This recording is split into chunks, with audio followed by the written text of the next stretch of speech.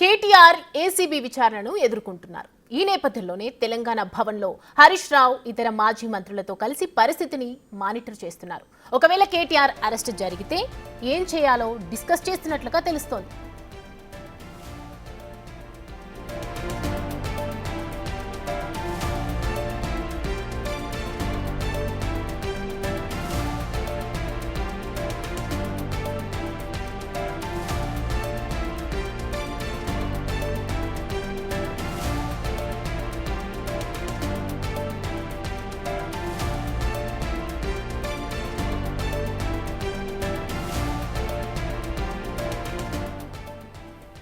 అయితే కేటీఆర్ ఏసీబీ విచారణను ఎదుర్కొంటున్న నేపథ్యంలో ఈరోజు తెలంగాణ భవన్లో హరీష్ రావు ఇతర మాజీ మంత్రులతో కలిసి సీనియర్ నేతలతో కలిసి పరిస్థితిని మానిటర్ చేస్తున్నారు.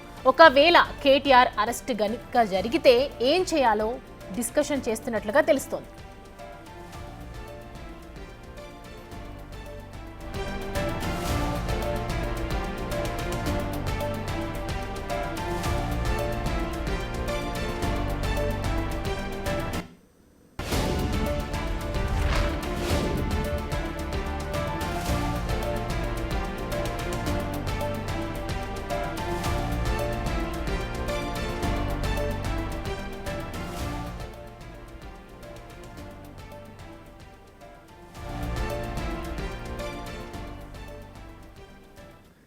ఇక తెలంగాణ భవన్లో ప్లానింగ్ డిస్కషన్స్ జరుగుతున్న నేపథ్యంలో దీనికి సంబంధించి మరిన్ని అప్డేట్స్ మా ప్రతినిధి సాగర్ అందిస్తారు. సాగర్, శ్రావణ్ చెప్పండి, ప్రస్తుతం అక్కడ బీఆర్ఎస్ సీనియర్ నేతలతో కలిసి హరీష్ రావు డిస్కషన్ చేస్తున్నట్లుగా తెలుస్తుంది. అసలు అప్డేట్స్ ఏంటి?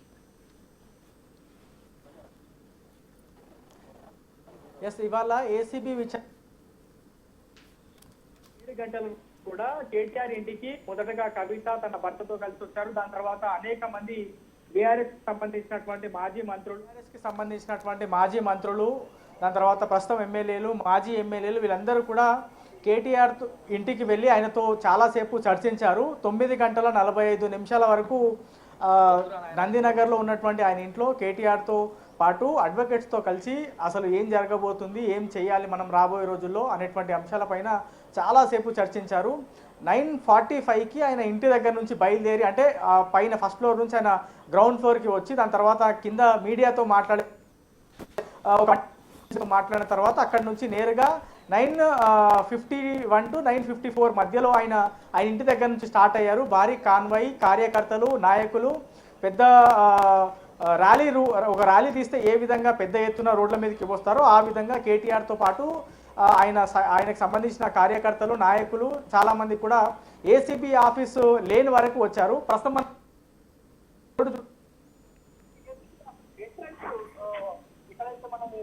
కనబడుతున్నాయి అక్కడ వరకు కేటీఆర్ వాహనంతో పాటు చాలా వాహనాలు ఉన్నాయి. ఆ మిగతా వాహనాలన్నీ కూడా పోలీసులు నిలిపివేశారు. కేవలం కేటీఆర్ తో పాటు ఆయన అడ్వకేట్ని మాత్రమే లోపలికి అనుమతిస్తామని చెప్పడంతో అక్కడ ఉన్నటువంటి కార్యకర్తలు కానీ ఇక్కడ వరకు వచ్చినటువంటి నాయకులు కానీ ఇక్కడ నుంచి కొంతమంది నీలఫర్ హోటల్, ఇక్కడ పక్కనే ఒక ప్రైవేట్ హోటల్ ఉంటుంది, అక్కడ హోటల్కి వెళ్ళారు. మిగతా వాళ్ళు కూడా ఈ పరిసర ప్రాంతాల్లోనే దిగుతున్నారు. దాని తర్వాత మాజీ మంత్రి హరీష్ రావు బీఆర్ఎస్ భవన్కు చేరుకున్న తర్వాత మరికొంతమంది మాజీ మంత్రులు సబితా ఇంద్రారెడ్డి కావచ్చు, ఎర్రబెల్లి దయాకర్ కావచ్చు, ఇతర కొంతమంది నేతలు అందరూ కూడా బీఆర్ఎస్ భవన్కి చేరుకొని ప్రస్తుతం కేటీఆర్కి సంబంధించినటువంటి విచారణ ఏసీబీ కార్యాలయంలో జరుగుతుంది.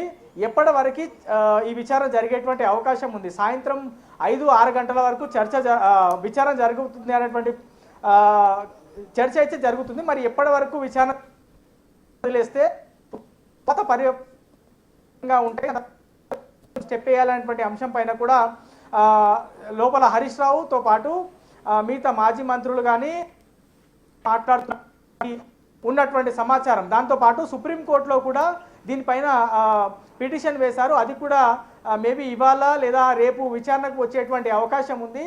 సో ఈ కేసు ఎటువైపు దారి తీస్తుంది, ఎటువైపు వెళ్తుంది అనేటువంటి ప్రధానమైనటువంటి చర్చ మాత్రం జరుగుతూ ఉంది. సో ఈ అన్ని పరిణామాలు హరీష్ రావు నిశితంగా గమనిస్తూ ఉన్నారు. బీఆర్ఎస్ క్యాడర్తో మాట్లాడుతూ ఉన్నారు. తీవ్ర పరిణామాలు అంటే ఒకవేళ బయట జరుగుతున్నటువంటి చర్చకు అనుగుణంగా విచారణ తర్వాత కేటీఆర్ని అరెస్ట్ చేస్తే పరిస్థితి ఎట్లా ఉండాలి, ఏ విధమైనటువంటి ప్లాన్ ఆఫ్ యాక్షన్ ఉండాలి, ఒకవేళ విచారణ చేసి మళ్ళీ ఒకసారి పిలిస్తే అప్పుడు మనం ఏ విధంగా రియాక్ట్ అవ్వాలి, ఏ విధంగా ప్రజల్లోకి గవర్నమెంట్ మన మీద పగబట్టింది అనేది ఏ విధంగా తీసుకెళ్ళాలి అనేటువంటి అంశాలపైన ప్రధానంగా చర్చ చేస్తున్నట్లు మనకి ఓవరాల్గా ఉన్నటువంటి సమాచారం. సో ఈ ప్రధానమైనటువంటి అంశం ఏంటంటే ఈ ఏసీబీ ఆఫీసు 500 మీటర్లో మెయిన్ రోడ్డు ఉంటుంది. ఆ మెయిన్ రోడ్లో చాలామంది టీఆర్ఎస్కి సంబంధించినటువంటి కార్యకర్తలు కానీ నాయకులు కానీ ఆ బయటే ఉన్నారు. పోలీసులు వాళ్ళందరి వాహనాలను కూడా ఇక్కడి నుంచి తీసుకెళ్లారు. దాని తర్వాత ఆ కార్యకర్తలు ఎవరు కూడా ఇక్కడ నిలబడదు, ఒకవేళ నిలబడితే మాత్రం ఇక్కడ నుంచి మేము మిమ్మల్ని అరెస్ట్ చేస్తాం, లేదంటే లిఫ్ట్ చేయాల్సిన పరిస్థితి వస్తుందని west zone DCP Vijay Kumar కూడా బయటికి వెళ్ళి మరి ఆయన అక్కడ ఉన్నటువంటి ఏసీపీకి కానీ ఇన్స్పెక్టర్కి కానీ వాస్తవ పరిస్థితులు చెప్పేటువంటి ప్రయత్నం చేశారు. దాంతోపాటు ఇక్కడ నుంచి కూతవేటు దూరంలో కేవలం 500 మీటర్ల దూరంలో ఉన్నటువంటి బీఆర్ఎస్ భవన్ బయట కూడా చాలా వాహనాలు వచ్చి నిలబడతా ఉన్నాయి. కేటీఆర్ విచారణ పూర్తయ్యే వరకు అక్కడ ఏ ఒక్క వాహనం కూడా ఆఫీస్ బయట నిలబడనీయకుండా చూడాల్సినటువంటి అవసరం ఉంది. దాంతోపాటు ఎవరు కూడా రోడ్ల బయట నిలబడద్దు, జెండాలు పట్టుకొని కానీ నినాదాలు చేసుకుంటూ ఎవరు బయట నిలబడద్దు అని పోలీసులు క్లియర్ కట్ ఇన్స్ట్రక్షన్స్ ఇస్తారు. సో కొన్ని ప్లాటూన్స్ కూడా బయట, దాని తర్వాత బీఆర్ఎస్ భవన్ దగ్గర కూడా బందోబస్తులో ప్రస్తుతం డ్యూటీలో పాల్గొన్నాయని చెప్పుకోవచ్చు.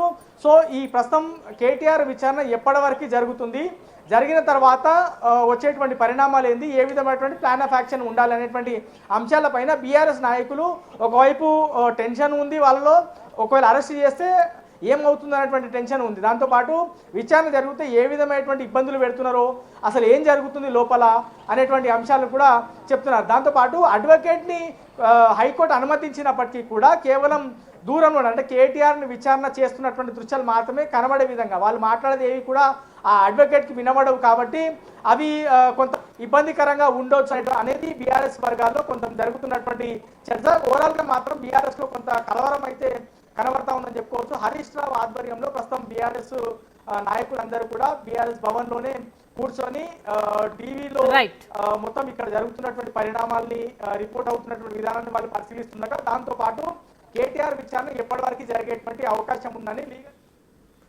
Thank you Shravan.